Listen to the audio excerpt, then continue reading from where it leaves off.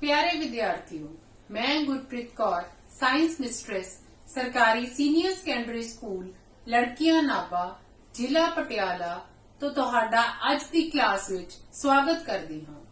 ਬੱਚਿਓ, ਅੱਜ ਆਪਾਂ ਜਮਾਤ 10ਵੀਂ ਦਾ ਪਾਠ 8ਵਾਂ ਜੀਵ ਪ੍ਰਜਨਨ ਕਿਵੇਂ ਕਰਦੇ ਹਨ, ਹਾਊ ਡੂ ਆਰਗੈਨਿਜ਼ਮਸ ਰੀਪਰੋਡਿਊਸ ਬਾਰੇ ਪੜਾਂਗੇ। ਸਭ ਤੋਂ ਪਹਿਲਾਂ ਬੱਚਿਓ ਆਪਾਂ ਇਹ ਦੇਖਾਂਗੇ ਵੀ ਰੀਪਰੋਡਕਸ਼ਨ ਪ੍ਰਜਨਨ ਹੁੰਦਾ ਕੀ ਹੈ। Reproduction is a process in which a living organism produces a new living organism of its own kind. ਪ੍ਰਜਨਨ ਉਹ ਕਿਰਿਆ ਹੈ ਜਿਸ ਦੁਆਰਾ ਸੰਜੀਵ ਆਪਣੇ ਕਿਸਮ ਦੇ ਨਵੇਂ ਸੰਜੀਵ ਨੂੰ ਜਨਮ ਦਿੰਦੇ ਹਨ। ਜਿਵੇਂ ਕਿ ਆਪਾਂ ਇਸ ਪਿਕਚਰ ਵਿੱਚ ਵੇਖ ਰਹੇ ਹਾਂ ਕਿ ਦੋ ਪੇਰੈਂਟਸ ਹੈ, ਇਨਸਾਨ ਹੈ, ਉਹਨਾਂ ਦੇ ਬੱਚੇ ਵੀ ਕੀ ਹੋਣਗੇ, ਇਨਸਾਨ ਹੋਣਗੇ। ਕੁੱਤਾ ਹੈ, ਕੁੱਤੇ ਦੇ ਬੱਚੇ ਵੀ ਕੀ ਨੇ, ਕੁੱਤੇ ਨੇ। ਸ਼ੇਰ ਦੇ ਬੱਚੇ ਸ਼ੇਰ ਹੈ। ਇਹ ਤਾਂ ਨਹੀਂ ਹੈ ਵੀ ਸ਼ੇਰ ਦਾ ਬੱਚਾ ਕੁੱਤਾ ਹੋ ਸਕਦਾ ਹੈ, ਨਹੀਂ, ਆਪਣੀ ਹੀ ਕਿਸਮ ਦੇ ਆਫ ਇਟਸ ਓਨ ਕਾਈਂਡ। ਇਹ ਬਹੁਤ ਇੰਪੋਰਟੈਂਟ ਹੈ। ਜਿਵੇਂ ਕਿ ਤੁਸੀਂ ਪਹਿਲਾਂ ਪੜਿਆ ਹੈ ਬੱਚਿਓ ਕਿ ਇੰਪੋਰਟੈਂਟ ਪ੍ਰੋਸੈਸਿਸ ਹੈ, ਕਿਰਿਆਵਾਂ ਨੇ, ਨਿਊਟ੍ਰੀਸ਼ਨ ਹੋ ਗਈ, ਰੈਸਪੀਰੇਸ਼ਨ ਹੋ ਗਈ, ਐਕਸਕ੍ਰੀਸ਼ਨ ਹੋ ਗਈ, ਜੋ ਆਪਣੇ ਲਈ ਬਹੁਤ ਜ਼ਰੂਰੀ ਨੇ ਜ਼ਿੰਦਾ ਰਹਿਣ ਲਈ। ਸਭ ਤੋਂ ਪਹਿਲਾਂ ਨਿਊਟ੍ਰੀਸ਼ਨ। ਜੇ ਆਪਾਂ ਭੋਜਨ ਨਹੀਂ ਕਰਾਂਗੇ ਕਿ ਆਪਾਂ ਜ਼ਿੰਦਾ ਰਹਿ ਸਕਦੇ ਹਾਂ, ਨਹੀਂ।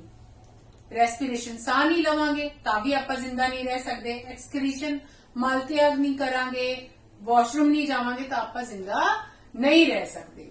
ਇਸ ਲਈ ਜਿਹੜੀਆਂ ਇਹ ਤਿੰਨੋਂ ਪ੍ਰੋਸੈਸਿਸ ਹੈ ਜਿਨ੍ਹਾਂ ਬਾਰੇ ਆਪਾਂ ਪਹਿਲਾਂ ਪੜਿਆ ਹੈ, ਇਹ ਆਪਣੇ ਜ਼ਿੰਦਾ ਰਹਿਣ ਲਈ ਬਹੁਤ ਜ਼ਰੂਰੀ ਨੇ।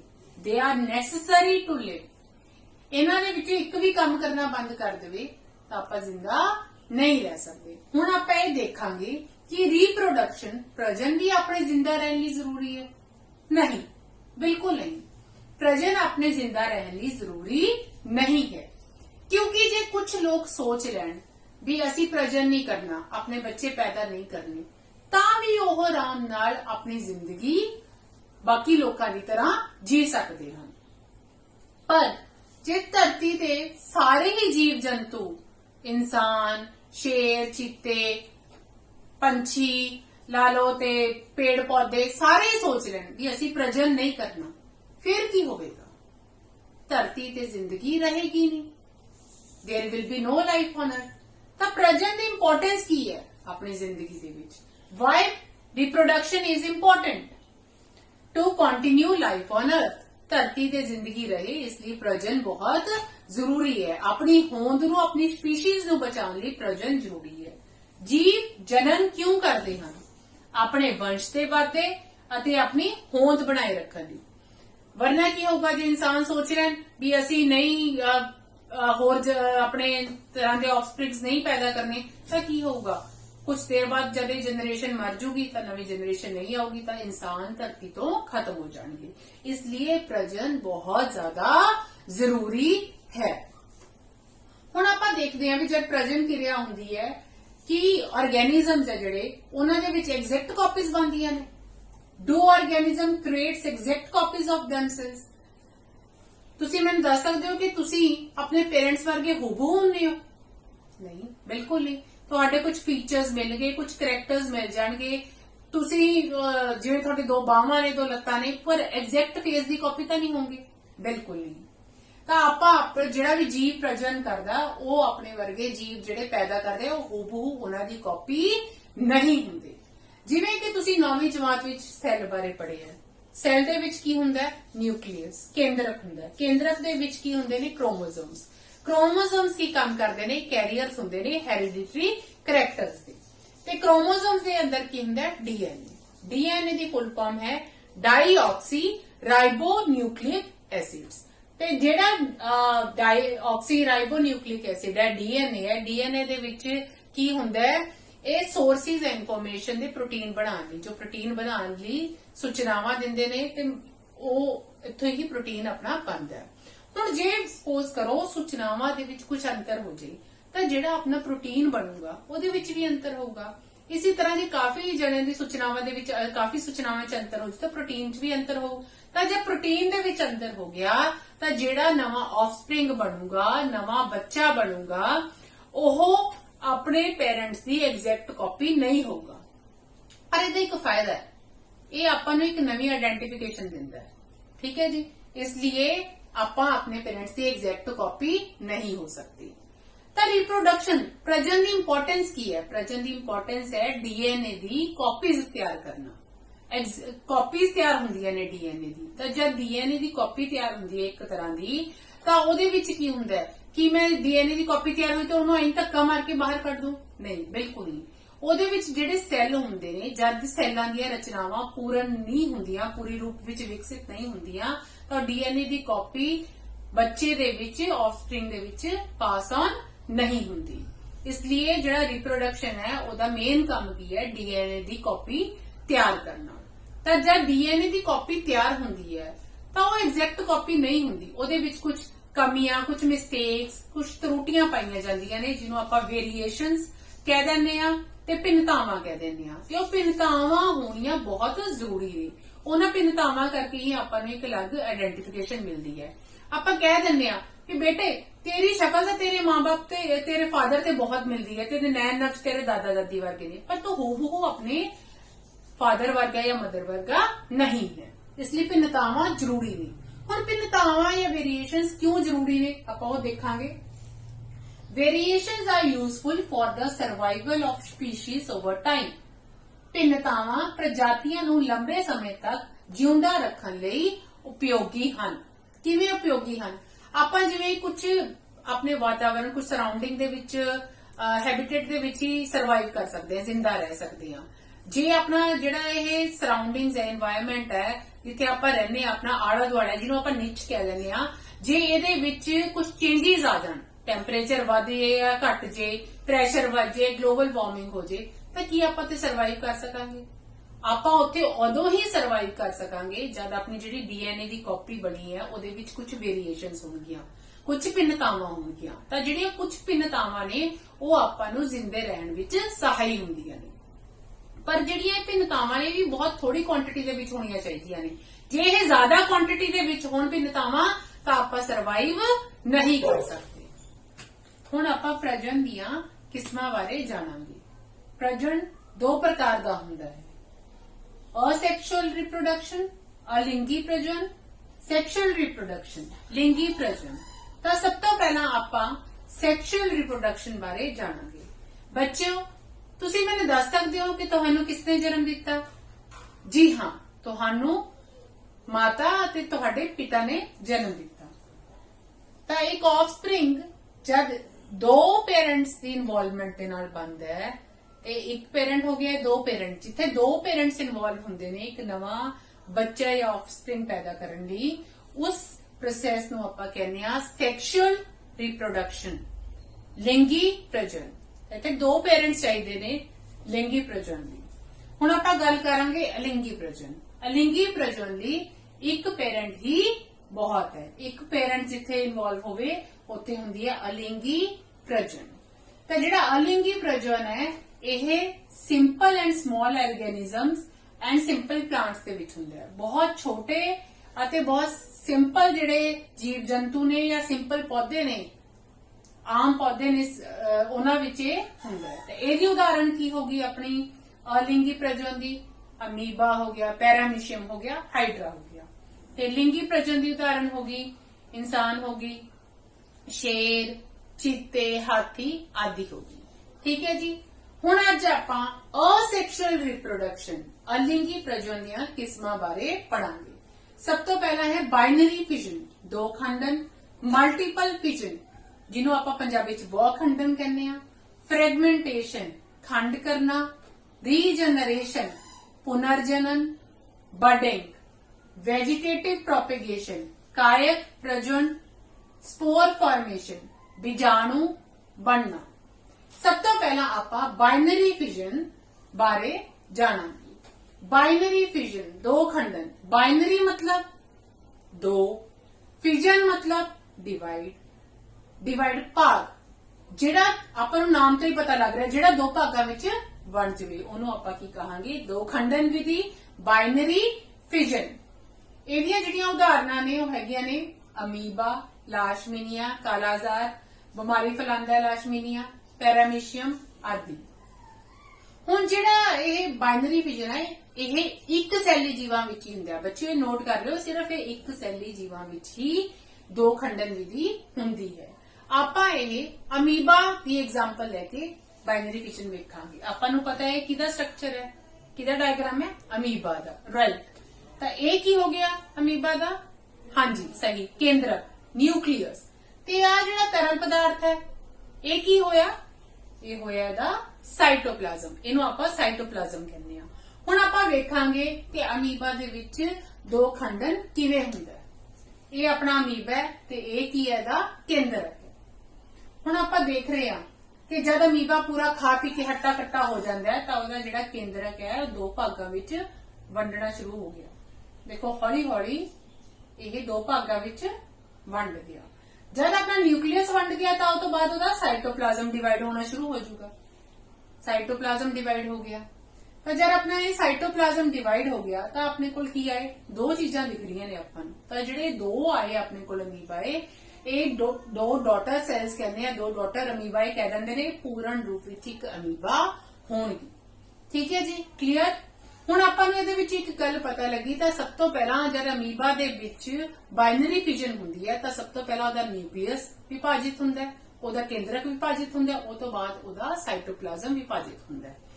ਇਹਦੀ ਆਪਾਂ ਡੈਫੀਨੇਸ਼ਨ ਇਹਨੂੰ ਆਪਾਂ ਕਿਵੇਂ ਡਿਫਾਈਨ ਕਰਾਂਗੇ? Binary fission is a process by which a single celled organism divides into two new organisms। ਠੀਕ ਹੈ ਜੀ, ਸਿੰਗਲ ਸੈਲ ਦੇ ਵਿੱਚ ਇਹ ਵਿਧੀ ਹੁੰਦੀ ਹੈ। ਹੁਣ ਆਪਾਂ ਇਹ ਜਿਹੜੀ ਬਾਈਨਰੀ ਫਿਜ਼ਨ ਹੈ ਇਹਦੀ ਇੱਕ ਹੋਰ ਉਦਾਹਰਨ ਦੇਵਾਂਗੇ। ਆਪਾਂ ਨੂੰ ਪਤਾ ਹੈ ਅਮੀਬਾ ਹੈ, ਇਹ ਕੀ ਹੈ ਦੀ ਦੂਸਰੀ ਉਦਾਹਰਨ ਲਾਸ਼ਮੀਨੀ ਹੈ।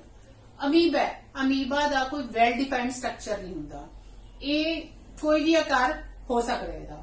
ਤਾਂ ਇਸ ਲਈ ਜਦ ਇਹਦੇ ਵਿੱਚ ਬਹੁਖੰਡਨ ਹੋਗਾ ਇਹ ਕਿਸੇ ਵੀ ਤਲ ਤੇ ਵਿਭਾਜਿਤ ਹੋ ਸਕਦਾ ਹੈ। ਇਸ ਤਰ੍ਹਾਂ ਵੀ ਹੋ ਸਕਦਾ ਹੈ, ਇਸ ਤਰ੍ਹਾਂ ਵੀ ਹੋ ਸਕਦਾ ਹੈ, ਇਸ ਤਰ੍ਹਾਂ ਵੀ ਹੋ ਸਕਦਾ ਹੈ, ਕਿਸੇ ਵੀ ਤਲ ਤੇ ਵਿਭਾਜਿਤ ਹੋ ਸਕਦਾ ਹੈ। ਕੋਈ ਲਾਈਨ ਆਫ ਸਿਮੈਟਰੀ ਦੇ ਹਿਸਾਬ ਨਾਲ ਵਿਭਾਜਿਤ ਨਹੀਂ ਹੁੰਦਾ। ਪਰ ਜਿਹੜਾ ਲੈਸ਼ਮੀਨੀ ਹੈ ਇਹਦਾ ਇੱਕ ਨਿਰਧਾਰਿਤ ਸਟਰਕਚਰ ਹੈ, ਆਰਗੇਨਾਈਜ਼ਡ ਸਟਰਕਚਰ ਹੈ। ਇਸ ਵਜ੍ਹਾ ਨਾਲ ਇਹ ਹਰੇਕ ਤਲ ਤੇ ਵਿਭਾਜਿਤ ਨਹੀਂ ਹੋ ਸਕੂਗਾ, ਨਿਰਧਾਰਿਤ ਤਲ ਤੇ ਹੀ ਵਿਭਾਜਿਤ ਹੋਵੇਗਾ। ਕੀ ਆਪਾਂ ਲਾਸ਼ਮੀਨੀ ਨੂੰ ਇਸ ਤਰ੍ਹਾਂ ਵਿਭਾਜਿਤ ਕਰ ਸਕਦੇ ਹਾਂ? ਨਹੀਂ, ਬਿਲਕੁਲ ਨਹੀਂ ਵਿਭਾਜਿਤ ਕਰ ਸਕਦੇ। ਜਿਹੜਾ ਲਾਸ਼ਮੀਨੀ ਹੈ ਉਹ ਇਸ ਤਰ੍ਹਾਂ ਹੀ ਵਿਭਾਜਿਤ ਹੋਵੇਗਾ। ਆਪਾਂ ਵੇਖਦੇ ਹਾਂ ਕਿ ਜਿਹੜਾ ਆਪਣਾ ਲਾਸ਼ਮੀਨੀ ਹੈ ਪਹਿਲਾਂ ਦਾ ਨਿਊਕਲੀਅਸ ਡਿਵਾਈਡ ਹੋਇਆ ਤੇ ਫਿਰ ਇਹ ਦੋ ਭਾਗਾਂ ਦੇ ਵਿੱਚ ਜਿਹੜਾ ਸਾਈਟੋਪਲਾਜ਼ਮ ਡਿਵਾਈਡ ਹੋ ਗਿਆ। ਇਹ ਲਾਈਨ ਆਫ ਸਿਮੈਟਰੀ ਦੇ ਵਿੱਚ ਹੀ ਵਿਭਾਜਿਤ ਹੁੰਦਾ ਹੈ। ਠੀਕ ਹੈ ਬੱਚਿਓ, ਕਲੀਅਰ ਹੋ ਗਈ ਇਹ ਗੱਲ? ਯਾਦ ਰੱਖਿਓ। ਇਹ ਅਗਲਾ ਆਪਣੇ ਕੋਲ ਹੈ ਆਪਣੀ ਜਿਹੜੀ ਦੂਸਰੀ ਵਿਧੀ ਹੈ ਦੈਟ ਇਜ਼ ਮਲਟੀਪਲ ਫਿਜ਼ਨ, ਬਹੁਖੰਡਨ। ਇਹ ਆਪਣੀ ਅਸੈਕਸ਼ੁਅਲ ਰਿਪਰੋਡਕਸ਼ਨ ਦੀ ਦੂਸਰਾ ਟਾਈਪ ਹੈ। ਤਾਂ ਇਹਦੇ ਵਿੱਚ ਆਪਾਂ ਕੀ ਲਿਆ? ਆਪਾਂ ਪਲਾਜ਼ਮੋਡੀਅਮ ਦੀ ਐਗਜ਼ਾਮਪਲ ਲੈਂਦੇ ਹਾਂ। ਇਹ ਆਪਣੇ ਕੋਲ ਇੱਕ ਪਲਾਜ਼ਮੋਡੀਅਮ ਦਾ ਸੈੱਲ ਹੈ। ਇਹਦੇ ਵਿੱਚ ਕੀ ਹੈ? ਇਹ ਨਿਊਕਲੀਅਸ ਹੈ। ਇਹ ਜਿਹੜਾ ਸੈੱਲ ਹੈ ਜਿਹਦੇ ਵਿੱਚ ਨਿਊਕਲੀਅਸ ਹੈ, ਆਲੇ ਦੁਆਲੇ ਪ੍ਰੋਟੈਕਟਿਵ ਵਾਲ ਬਣਾ ਲੈਂਦਾ ਹੈ, ਇੱਕ ਕੰਧ ਬਣਾ ਲੈਂਦਾ ਹੈ, ਸੁਰੱਖਿਅਤ ਕੰਧ, ਜਿਸ ਨੂੰ ਆਪਾਂ ਕੀ ਕਹਿੰਦੇ ਆ? ਸਿਸਟ ਕਹਿੰਦੇ ਆ। ਤਾਂ ਇਹਦੇ ਵਿੱਚ ਜਿਹੜਾ ਨਿਊਕਲੀਅਸ ਹੈ ਹੌਲੀ ਹੌਲੀ ਕੀ ਹੋਣਾ ਸ਼ੁਰੂ ਹੋ ਜਾਂਦਾ ਹੈ? ਬਹੁਤ ਭਾਗਾਂ ਵਿੱਚ ਵਿਭਾਜਿਤ ਹੋ ਜਾਂਦਾ ਹੈ। ਬਹੁਤ ਜ਼ਿਆਦਾ ਜਦ ਭਾਗ ਬਣ ਜਾਂਦੇ ਨੇ ਉਦੋਂ ਉਸ ਪ੍ਰੋਸੈਸ ਨੂੰ ਆਪਾਂ ਕੀ ਕਹਿੰਦੇ ਆ? ਮਲਟੀਪਲ ਫਿਜ਼ਨ। ਠੀਕ ਹੈ ਜੀ, ਬਹੁਤ ਸਾਰਾ ਇੱਕ ਨਿਊਕਲੀਅਸ ਬਹੁਤ ਭਾਗਾਂ ਵਿੱਚ ਵਿਭਾਜਿਤ ਹੋ ਗਿਆ। Multiple fission is a process in which a parent cell nucleus divides many times and produces multiple new cells। ਤਾਂ ਬਹੁਤ ਜ਼ਿਆਦਾ ਇੱਕ ਸੈੱਲ ਵਿਭਾਜਿਤ ਹੋ ਕੇ ਬਹੁਤ ਸੈੱਲਾਂ ਦੀ ਉਤਪਤੀ ਕਰਦਾ ਹੈ, ਉਸ ਨੂੰ ਆਪਾਂ ਕੀ ਕਹਿੰਦੇ ਆ? ਬਹੁਖੰਡਨ, ਮਲਟੀਪਲ ਫਿਜ਼ਨ। ਠੀਕ ਹੈ ਜੀ, ਹੁਣ ਆਪਾਂ ਇਸ ਦੀ ਅਸੈਕਸ਼ੁਅਲ ਰਿਪਰੋਡਕਸ਼ਨ ਦੀ ਅਗਲੀ ਟਾਈਪ ਬਾਰੇ ਕਰਾਂਗੇ। ਅਗਲੀ ਟਾਈਪ ਹੈ ਆਪਣੀ ਫ੍ਰੈਗਮੈਂਟੇਸ਼ਨ, ਖੰਡ ਕਰਨਾ। ਇਹ ਆਪਾਂ ਸਪਾਇਰੋਗਾਇਰਾ ਦੇ ਵਿੱਚ ਦੇਖਾਂਗੇ। ਪਰ ਬੱਚਿਓ ਇਹ ਯਾਦ ਰੱਖਿਓ ਕਿ ਜਿਹੜਾ ਇਹ ਫ੍ਰੈਗਮੈਂਟੇਸ਼ਨ ਹੈ ਇਹ ਮਲਟੀ ਸੈਲਡ ਆਰਗੈਨਿਜ਼ਮਸ ਚ ਹੁੰਦਾ ਹੈ, ਬਹੁਤ ਸੈਲੀ ਜੀਵਾਂ ਦੇ ਵਿੱਚ ਹੁੰਦਾ ਹੈ। ਆਪਾਂ ਹੁਣ ਦੇਖਦੇ ਹਾਂ ਵੀ ਇਹ ਸਪਾਇਰੋਗਾਇਰਾ ਕਿਵੇਂ ਹੁੰਦਾ ਹੈ ਖੰਡਿਤ। ਇਹ ਸਪਾਇਰੋਗਾਇਰਾ ਦੋ ਭਾਗਾਂ ਦੇ ਵਿੱਚ ਖੰਡਿਤ ਹੋ ਗਿਆ।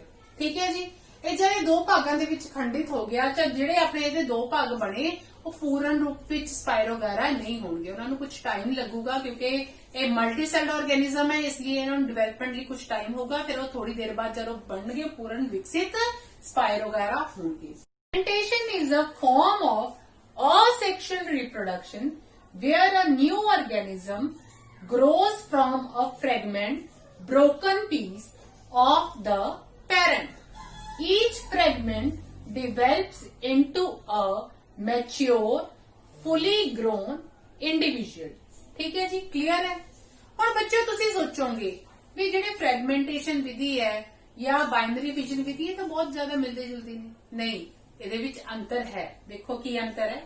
ਜਿਹੜਾ ਆਪਾਂ ਅਮੀਬਾ ਦੇ ਵਿੱਚ ਬਾਈਨਰੀ ਵਿਜਨ ਕੀਤੀ ਸੀ ਵਿਧੀ, ਜਿਹੜਾ ਅਮੀਬਾ ਹੈ ਬਾਈਨਰੀ ਵਿਜਨ ਵਿਧੀ ਹੈ ਉਹ ਕਿਹਦੇ ਵਿੱਚ ਹੁੰਦੀ ਹੈ? ਯੂਨੀਸੈਲੂਲਰ ਵਿੱਚ, ਇੱਕ ਸੈਲੀ ਜੀਵਾਂ ਵਿੱਚ। ਪਰ ਜਿਹੜੀ ਆਪਣੀ ਫ੍ਰੈਗਮੈਂਟੇਸ਼ਨ ਹੈ ਇਹ ਕਿਹਦੇ ਵਿੱਚ ਹੁੰਦੀ ਹੈ? ਬਹੁਤ ਸੈਲੀ ਜੀਵਾਂ 'ਚ। ਤਾਂ ਇਹ ਇਹਦਾ ਪਹਿਲਾ ਅੰਤਰ ਹੋ ਗਿਆ।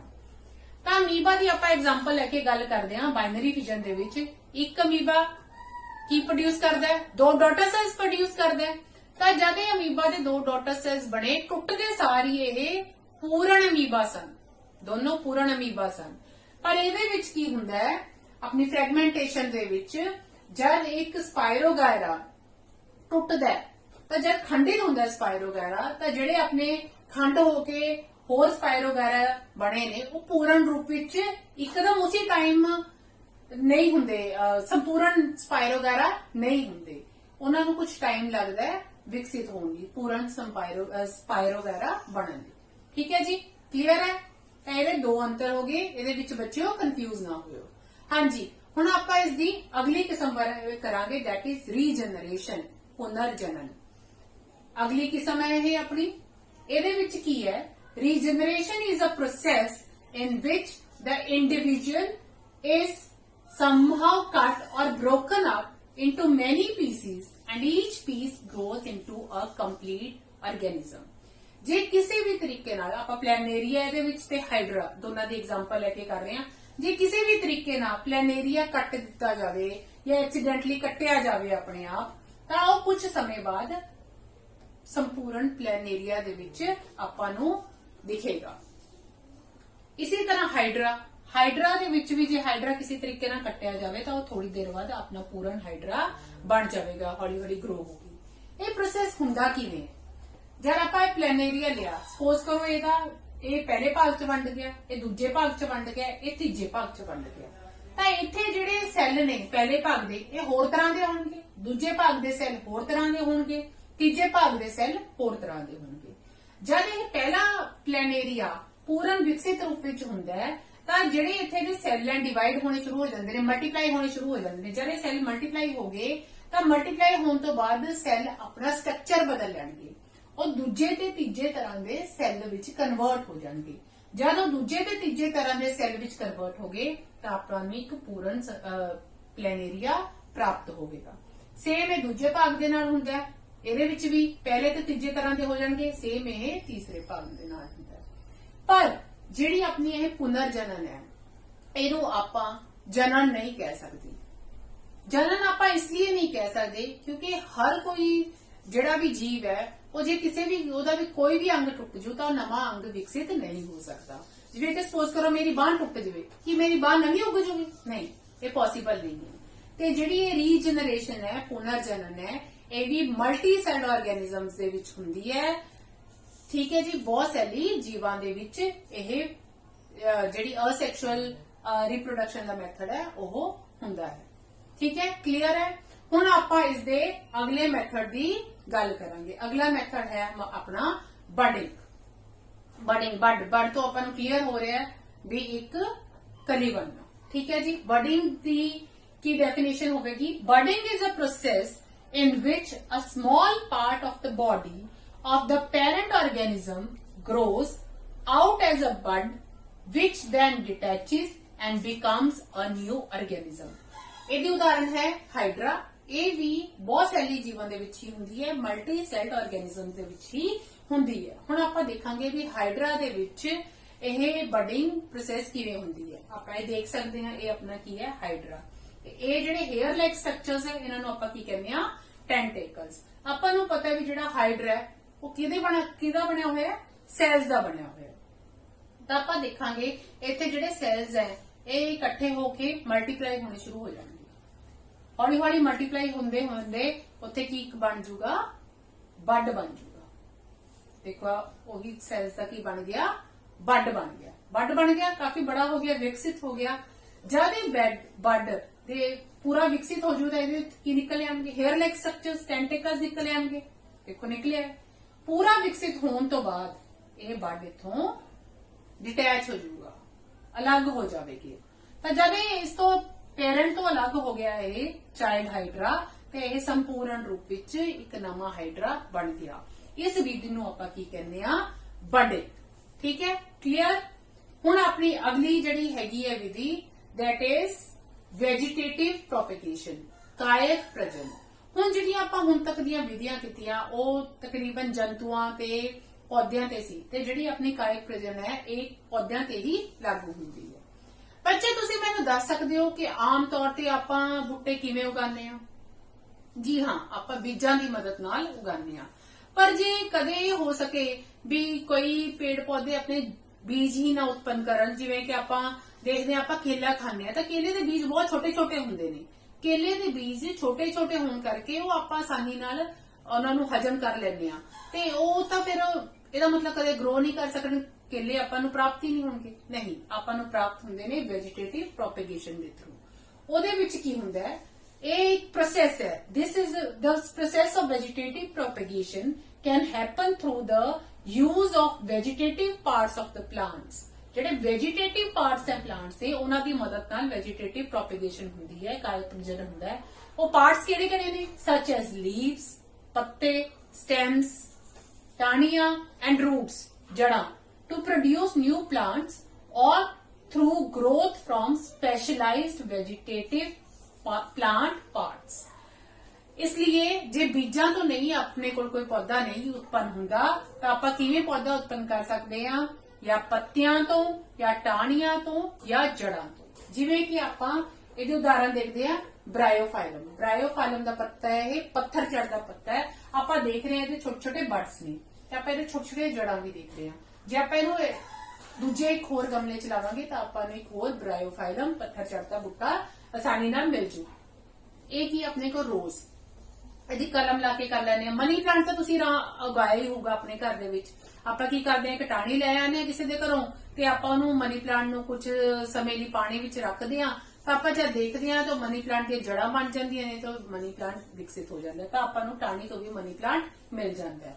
ਤਾਂ ਕਾਇਕ ਪ੍ਰਜਨਨ ਦੀ ਆਪਣੀਆਂ ਉਦਾਹਰਨਾਂ ਹੋ ਗਏ, ਸਟ੍ਰਾਬੇਰੀ हो गया, मनी प्लांट हो गया, बनाना हो गया, केला हो गया, ब्रायोफाइलम हो गया, ते अपना गुलाब हो गया। हुण आपां देखांगे भी जिहड़ी अपनी कायक प्रजनन है ये हुंदा किवें है। तीन मैथड्स दे नाल ये मोस्टली हुंदा है, स्टेम कटिंग, लेयरिंग ते ग्राफ्टिंग।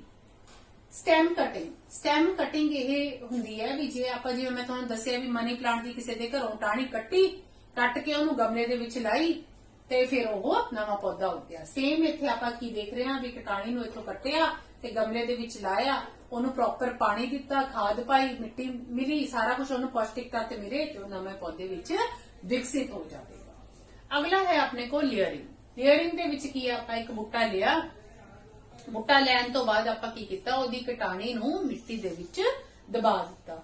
जब आप उसकी मिट्टी दे विच दबा दिता, पानी वगैरह मिलिया, सारे पौष्टिक तत्त मिले, तो आप देखांगे कि कुछ समय बाद टाणी दे की आ जाणगे, जिहड़ी मिट्टी दे विच दबी हुई ओहदे जड़ां भी आ जाणगियां ते उत्ते टाणियां भी आ जाणगियां, पत्ते भी नवे आ जाणगे। जद ये पूरी तरह विकसित हो जाऊगा तो आप इत्थों इहनूं कट दांगे ते आपां नूं नवां पौधा प्राप्त होवेगा।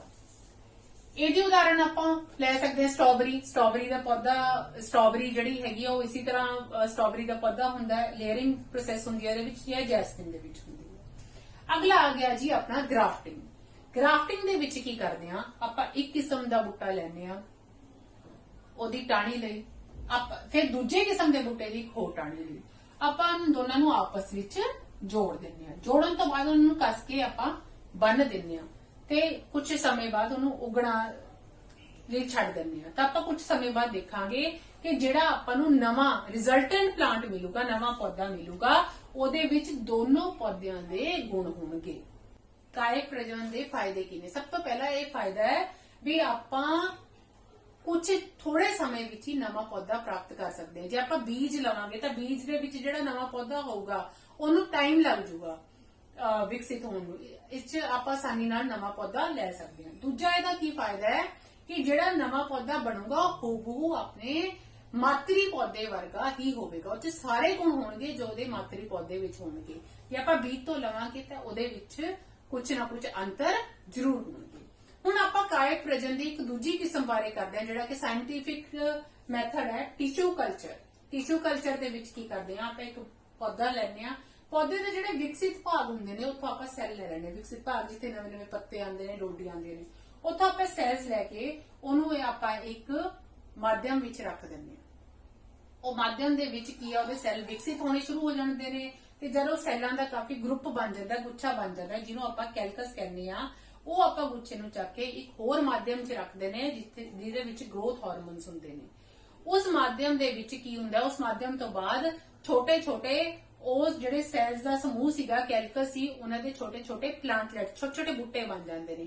ਉਹ ਆਪਾਂ ਬੂਟੇ ਨੂੰ ਫਿਰ ਚੱਕ ਕੇ ਨਵੇਂ ਗਮਲੇ ਵਿੱਚ ਲਾਈਏ ਤਾਂ ਆਪਾਂ ਨੂੰ ਨਵਾਂ ਬੂਟਾ ਆਸਾਨੀ ਨਾਲ ਪ੍ਰਾਪਤ ਹੋ ਜਾਵੇਗਾ। ਤਾਂ ਇਹ ਇਹਦੀ ਦੂਸਰੀ ਕਿਸਮ ਹੈ ਟਿਸ਼ੂ ਕਲਚਰ। ਇਹ ਸਾਇੰਟੀਫਿਕ ਮੈਥਡ ਹੈ ਵੈਜੀਟੇਟਿਵ ਪ੍ਰੋਪੇਗੇਸ਼ਨ। ਠੀਕ ਹੈ ਜੀ। ਹੁਣ ਆਪਾਂ ਅਸੈਕਸ਼ੁਅਲ ਰਿਪਰੋਡਕਸ਼ਨ ਦੀ ਅਗਲੀ ਕਿਸਮ ਬਾਰੇ ਆਉਂਦੇ ਹਾਂ, ਦੈਟ ਇਜ਼ ਸਪੋਰ ਫਾਰਮੇਸ਼ਨ, ਬੀਜਾਣੂ ਬਣਨਾ। ਇਹਦੇ ਵਿੱਚ ਕੀ ਹੁੰਦਾ ਹੈ, ਇਹ ਆਪਣੇ ਕੋਲ ਕੀ ਨੇ ਆਪਾਂ ਦੇਖ ਰਹੇ ਹਾਂ, ਇਹਨੂੰ ਆਪਾਂ ਕੀ ਕਹਿੰਦੇ ਆ, ਸਪਰੋਂਜੀਆ। ਸਪਰੋਂਜੀਆ ਨੂੰ ਜਦ ਐਡੂਕੇਟ এনवायरमेंट ਮਿਲਦਾ ਹੈ, ਸਹੀ এনवायरमेंट ਮਿਲਦਾ ਹੈ, ਤਾਂ ਇਹਦੇ ਵਿੱਚ ਜਿਹੜੇ ਸਪੋਰਸ ਹੈ ਬਰਸਟ ਹੋ ਜਾਂਦੇ ਤੇ ਸਪੋਰਸ ਗਿਰ ਜਾਂਦੇ ਨੇ। ਜਦ ਸਪੋਰਸ ਗਿਰ ਕੇ ਉਹਨੂੰ ਸਹੀ এনवायरमेंट ਮਿਲਿਆ, ਪਾਣੀ, ਹਵਾ, ਜੋ ਵੀ ਇਹਨੂੰ ਚਾਹੀਦਾ, ਮੋਇਸਟ ਐਂਡ ਡੈਮ ਸਰਫੇਸ ਮਿਲੀ, ਤਾਂ ਉਹਦੇ ਵਿੱਚੋਂ ਕੀ ਹੈ, ਹੋਰ ਸਪਰੋਂਜੀਆ ਬਣ ਕੇ ਬਾਹਰ ਆ ਜਾਊਗਾ। ਠੀਕ ਹੈ ਜੀ। ਇਹਦੀ ਡੈਫੀਨੇਸ਼ਨ ਕੀ ਹੋਊਗੀ, spore formation is a method of asexual reproduction which is found in non-flowering plants. ਉਹ ਪੌਦਿਆਂ ਦੇ ਵਿੱਚ ਹੁੰਦਾ ਹੈ ਜਿੱਥੇ ਫੁੱਲ ਨਹੀਂ ਹੁੰਦੇ, such as fungi, rhizopus ਵੀ ਕਹਿ ਦਿੰਦੇ ਆ, and bacteria. In this method of reproduction, the parent plant produces hundred of tiny spores which can grow into new plants. ਪਿਆਰੇ ਬੱਚਿਓ, ਅੱਜ ਆਪਾਂ ਰਿਪਰੋਡਕਸ਼ਨ ਬਾਰੇ ਪੜਿਆ। ਠੀਕ ਹੈ, ਰਿਪਰੋਡਕਸ਼ਨ ਦੀਆਂ ਕਿਸਮਾਂ ਬਾਰੇ ਪੜਿਆ ਤੇ ਆਪਾਂ ਉਹਦੇ ਵਿੱਚ ਅਸੈਕਸ਼ੁਅਲ ਰਿਪਰੋਡਕਸ਼ਨ, ਅਲਿੰਗੀ ਪ੍ਰਜਨਨ ਦੀਆਂ ਬਹੁਤ ਸਾਰੀਆਂ ਕਿਸਮਾਂ ਬਾਰੇ ਪੜਿਆ। ਉਮੀਦ ਹੈ ਕਿ ਤੁਹਾਨੂੰ ਸਾਰਾ ਪਾਠ ਸਮਝ ਆ ਗਿਆ ਹੋਵੇਗਾ। ਹੁਣ ਮੈਂ ਉਮੀਦ ਕਰਦੀ ਹਾਂ ਕਿ ਤੁਸੀਂ ਇਹ ਹੇਠ ਦਿੱਤੇ ਹੋਏ ਪ੍ਰਸ਼ਨਾਂ ਦੇ ਉੱਤਰ ਜ਼ਰੂਰ ਲਿਖ ਸਕੋਗੇ। ਇਹ ਪ੍ਰਸ਼ਨਾਂ ਦੇ ਪ੍ਰਸ਼ਨ ਨੋਟ ਕਰ ਲਓ ਤੇ ਉੱਤਰ ਆਪਣੀ ਕਾਪੀ ਤੇ ਜ਼ਰੂਰ ਨੋਟ ਕਰਿਓ। ਇਹ ਐਗਜ਼ਾਮੀਨੇਸ਼ਨ ਪੁਆਇੰਟ ਆਫ ਵਿਊ ਤੋਂ ਇਹ ਬਹੁਤ ਜ਼ਿਆਦਾ ਇੰਪੋਰਟੈਂਟ ਹੈ। ਸਭ ਤੋਂ ਪਹਿਲਾ ਹੈ, how does binary fission differ from multiple fission? ਦੋ ਖੰਡਨ ਬਹੁ ਖੰਡਨ ਨਾਲੋਂ ਭਿੰਨ ਕਿਵੇਂ ਹੈ? ਦੂਸਰਾ ਪ੍ਰਸ਼ਨ ਹੈ, give 2 examples of vegetative propagation. ਕਾਇਕ ਪ੍ਰਜਨਨ ਦੇ 2 ਲਾਭ ਦੱਸੋ। ਥਰਡ ਹੈ, give 2 examples of asexual reproduction in budding. ਅਲਿੰਗੀ ਪ੍ਰਜਨਨ, ਬਡਿੰਗ ਦੀਆਂ 2 ਉਦਾਹਰਨਾਂ ਦਿਓ। Thank you so much.